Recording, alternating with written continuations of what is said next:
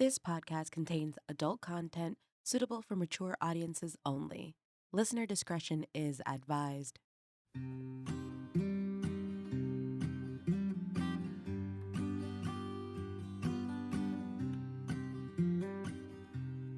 I ain't like that anymore. I don't kick off like before.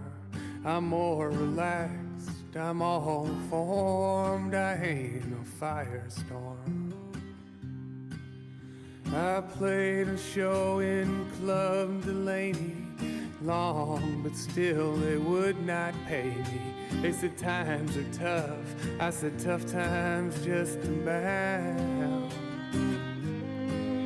They said it's all misunderstanding, and I should not be so demanding. In the old days, I'd have burned the bastards down. Welcome, traveler, to the Morbid Forest.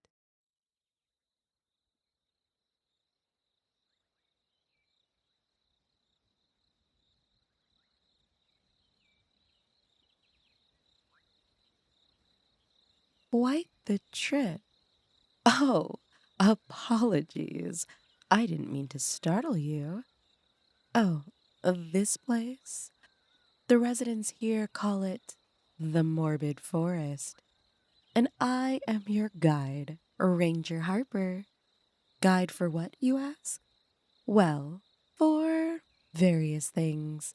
But in your case, consider me your Sherpa through our trippy woods. Think of me as your guide, as if you were on drugs.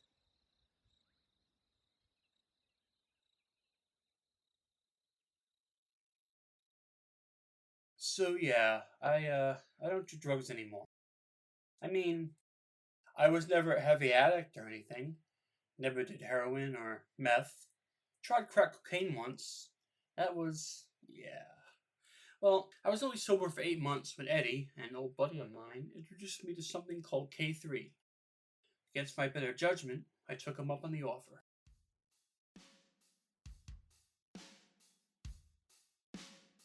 You heard a K2, bro? Eddie's eyes were already half lidded as he stared at me without really seeing me. Spice, yeah, synthetic weed. Well, listen, man. I blinked. I glanced to my left, seeing if Todd, our mutual friend, was following the conversation, but he was already staring off into the void. Listen, what? What? You said, well, listen, man, and then you spaced out. Oh, what are we talking about? K3. Oh, right. You heard of K2? Yes, I just said that. He leaned in close, his eyelids rolling wide with excitement until the white showed. Well, listen, man. This shit is like K2 and then some. Hence the name K4. I thought you said it was K3. Okay, ignore him. This isn't synthetic anything, Kev. This is something new. Then why did he call it K4? K3. Then why did he call it K3? He calls it that because the high reminds him of being on spice or something. But this shit's like on a whole nother level, man. It has nothing to do with cannabinoids. I shifted my weight on the couch, not satisfied with Todd's answer, but decided it was more trouble than it was worth to keep the conversation going. Okay, I trailed off, hesitating with my discomfort as memories surfaced from my last new drug. You remember what happened last year, yeah? Yeah, no, I got you. Listen, I've done this shit 4 times already. Haven't had a bad trip yet. Man, first trip, I was like, high off my ass, man. Nothing made sense. Second trip, I was like an astronaut, bro. Like, I think I saw the existence outside the universe. Okay, what exists outside the universe? I said I saw it, man. Not that I remembered it, but it was wild. That did sound appealing. Psychedelics tended to agree with my system more. How long does the high last? Depends on the hit. And the quality, of course. He held up a small bag of pills. And you know me, man. I only get the best. At Todd's declaration, Muffin, his dog, started to growl her protest. Muffin, hey! Knock that shit off, girl. Is she okay? She's fine, dude. He's fine, dude. Is he on this stuff now? Yeah, man. Dropped this shit just before you got here. I knew Todd would be able to explain this shit to you better than I could as a sober bird. Bird. Thanks, I guess. Thank yourself, you blithering snarch.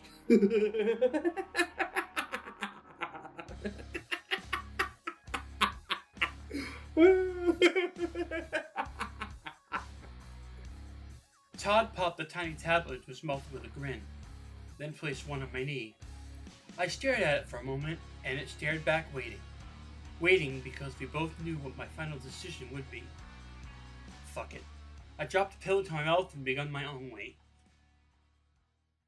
How you feeling? Me? Fine. How long does it take to kick in? It'll kick in any second now. Just relax. Your mind is about to be shattered. Muffin resumed her growling again. Muffin, shut up, girl. Come on. You're killing the vibe. Muffin was standing in her crate, teeth bared at us. I don't think she's okay, man. She's fine. Ed, you good? I turned my attention to Eddie, whose face was buried in the cushions of the couch. He wasn't laughing anymore. He was shivering. Are we gonna get, cold or something? Nah. At least last time I didn't. But everyone's hit's different, man. Okay. Ed didn't look like he was having much fun, and I said as much to Todd. Yeah, well, you know how your friends can be, sweetie. I know, Mom. What? I said, I know, Mom. I'm not your mother, son. I'm your pastor. Oh, right. Sorry, Pastor Lewis. Pastor Lewis sat down on the arm of the couch, face full of concern, his wrinkles lined with disappointment. Kevin, I don't need to tell you what you already know. I sighed, the air coming out of my nose like steam from a tea kettle. I know, Father. Especially after what happened last year. What were you thinking? Thought I could handle it, I guess. I stared at the floor, allowing my eyes to be soothed and mesmerized by the colors dancing and swirling. It's going to be a bad trip, you know. I looked back up at the pastor, his face cracked wide open like an eye. It's going to be a bad trip, you know. I looked at the pastor again, face scrunching like a wad of paper. How do you know that? Todd said it was going to be fun. Todd says that about all of his trips. And just because he says it, doesn't mean it's impossible not to have a bad one. Wait a minute. Pastor Lewis doesn't sound like that. Who the fuck is Pastor Lewis? I blinked and Todd was sitting where Pastor Lewis had been. I cleared my throat, but couldn't feel it. My old youth pastor from back in the day. Muffin began to bark again from the kennel. The sound was akin to an alien dog, deafening and all-encompassing. I turned to tell her to knock it off, but her jaw wasn't moving. Whoa. What? Todd was on the ceiling now, crawling above his space on the couch. His head was twisted at a funny angle. Cool how your dog can bark without moving her mouth, but can you sit down? You're weirding me out. Yeah, sorry. Todd and Pastor Lewis were wearing the same body again. They both began laughing hysterically. I'm sitting, man. He was indeed sitting. I looked up. Nobody on the ceiling, and no indication that anyone had been. He was doubled over with laughter, howling, aching laughs that made him hold in his stomach. Is it that funny? It ain't that. The spiders in your ears are singing. I smiled. Oh yeah? What are they singing? Todd couldn't stop laughing long enough to respond. But he didn't need to. I could hear it too. Dude, it's the song from Snow White and the Seven Dwarfs. Todd laughed even harder. Man, you spelled it wrong, my dude. What? Go back. You spelled dwarves wrong. It should be dwarfs, not dwarves. What the fuck is a dwarf? I scrolled up. There it was. Dwarves. Huh, that's weird. Todd was still laughing. How am I seeing the words I spoke? I grabbed at the R in dwarves so I could rearrange the word, but the R slapped me, just as Muffin barked again. Bark smack! Just like that. A single bark. Sounded like Satan. I sat back down. Easy there, dwarves. I'll spell it right next time. Damn. Make sure you do. Muffin nodded, and one by one, the letters comprising the word dwarves headed out the kitchen window. Dude, Todd, the letters are escaping. Stop the letters! Stop the letters! I can't hear you, bro. Said Todd in Pastor Lewis's voice, or Pastor Lewis in Todd's voice. Who were they again? Fuck, whoever it was said, Come downstairs. I am downstairs, I said, before stubbing my toe in his bedroom dresser. I took a step back. I was in his bedroom upstairs. The place was a wreck. Wait, how did I... Come downstairs. Shit, Muffin. I couldn't see her, but somehow I knew she was just standing at the bottom of the stairs, on two legs, with her head upside down. I didn't like when the hiss did that. That's okay, I like it up here.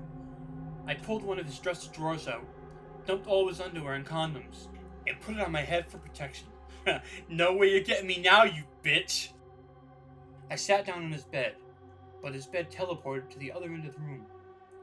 I hit the floor with a loud thunk. Ah, fuck, that hurt my ass! Go downstairs. Muffin whispered in my ear and I screamed, Get out of my head! I said, The power of the dresser drawer compels you! Go downstairs. Go downstairs. Go downstairs. Stop it! Stop what? I peered up at Todd from under the dresser drawer. Muffin was nowhere to be found. I don't know, man. I blinked again and Todd was gone, but hysterical laughter floated to me from downstairs. Holy shit, I am not in control right now. I started crawling towards the hallway. Muffin was on the ceiling, tracking my movement. Her neck was at the angle again, the one that made my stomach bubble. I shoved the sentence aside. The letters crashed into the wall and melted. I kept crawling, but now my hands were getting stuck inside the carpet's quicksand. Shit, I said, here we go. I made it to the door, but the dresser drawer on my head was too wide. I tossed it to the side, giving up my protection. I peered down the steps. Eddie was up and about again. Good. Maybe he could help wrangle Pastor Lewis, Todd, and the letters. But it looked like he wouldn't be much help. Eddie approached Muffin's kennel, his back hunched, knuckles skimming the floor. Muffin was back in her kennel, howling now, her barks in black and white like a silent film. That's weird. It's going to be a bad trip, you know. You already said that, Pastor Lewis. Why can't I hear Muffin bark? It's going to be a bad trip, you know. Why is there eating Petey? Why is there eating Petey? Why is there eating Petey? It's all the circle, man. It's all the circle, man. It's all the circle, man. Hey, you should drink some water. Todd's arm stretched from the living room, flapping skin bouncing up the stairs like a reverse slinky. Water glass bopping precariously in his hand. I took it from his extra stretched hand, the appendage snapping back to him automatically. I tried to drink it down, but the water slipped into a vortex that opened on the floor. Damn it, man! I lost the water! Where did you have it last, sweetie? Mom sat down next to me, her young face full of concern. If you see it, will you refill my cup with it? I could have sworn I had it.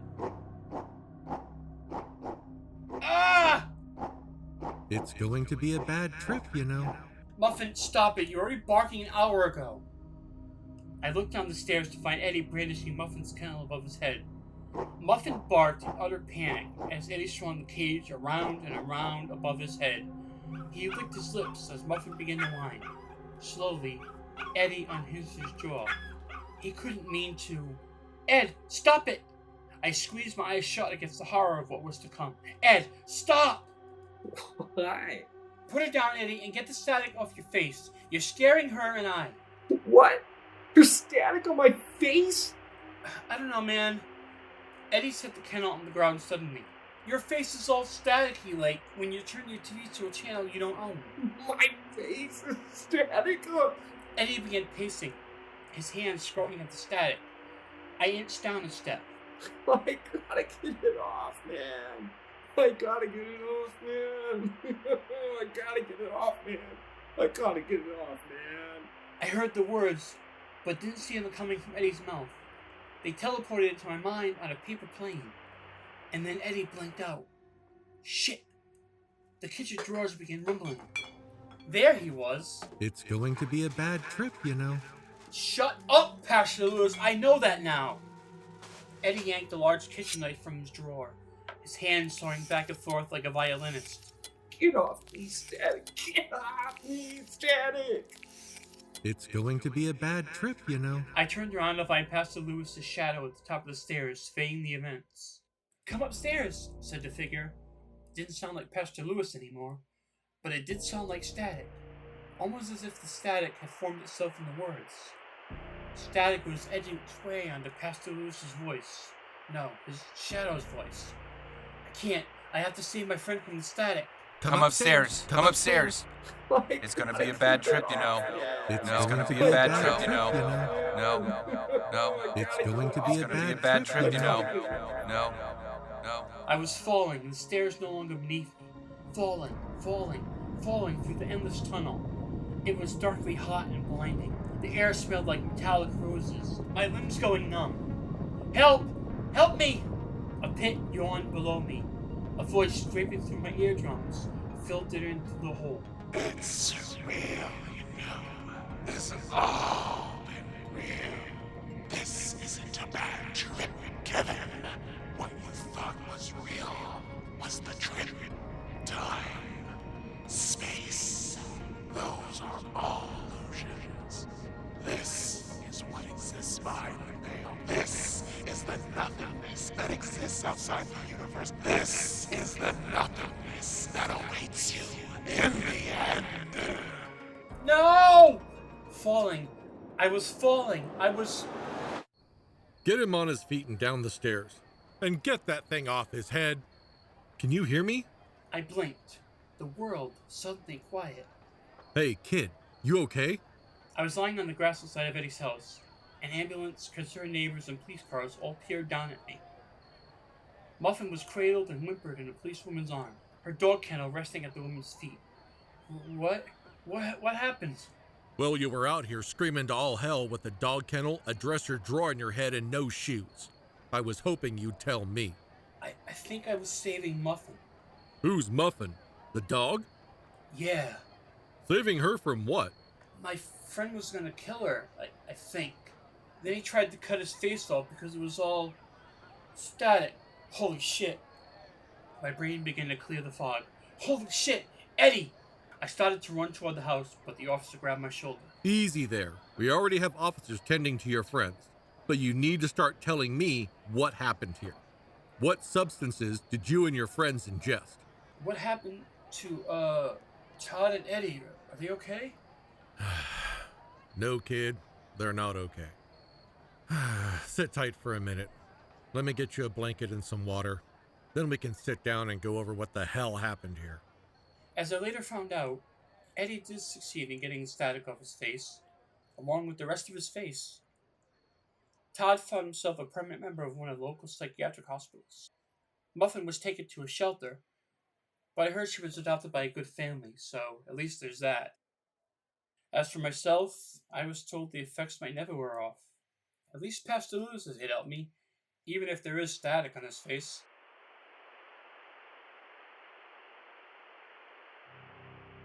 This has been a Morbid Forest Production. On this week's episode, you've heard Drugs, written by Shawn Moreau, with narration by Shawn Moreau, Matthew Trevino, Kyle Bone, Ron Hyatt, and Naomi Richards. As you may have noticed, we switched up our theme music for this season. The amazing Danny Schmidt has kindly allowed us to use his awesome song, Firestorm. I'm going to leave a link in the show notes for all of his social media, as well as where you can find all his other amazing music. Thank you, Danny. Our theme music this season is Firestorm by Danny Schmidt. We are back. I hope you missed us, travelers, because we definitely missed you. We are so excited to start this season. and we can't wait to show you what we have in store for you. Follow us on Twitter and on Instagram at The Morbid Forest. You can also send us a little love note through our Gmail at themorbidforest@gmail.com. We also have a great new website where you can listen to our show for free if you don't have any streaming platforms readily available to you. We'll also be posting fun blogs on there, as well as just info about the show in general and the voice actors that you hear week to week. That website is morbidforestsite.wixsite.com/mf21, and that's Wix spelled Wix. I'll leave all of this info down in the show notes per usual, and we'll see you next week, travelers, on The Morbid Forest.